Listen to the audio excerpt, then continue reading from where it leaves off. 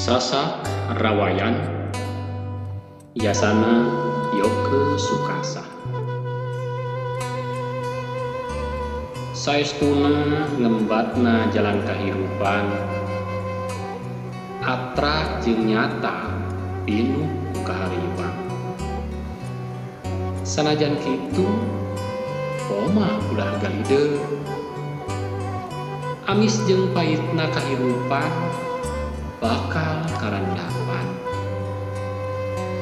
kasang tukang tina sagala lampah amal. Rumanggieu lengkah tantu karasa berat antukna tujuan mengkol tina harepan.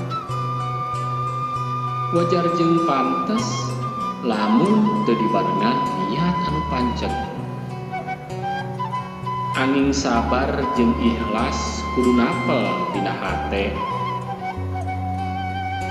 Yakinkeun ku doa-doa jeung ikhtiar. Amparkeun sajadah nu 5 waktu ulah kaliwat. Ngarah hirup pinuh ku nikmat.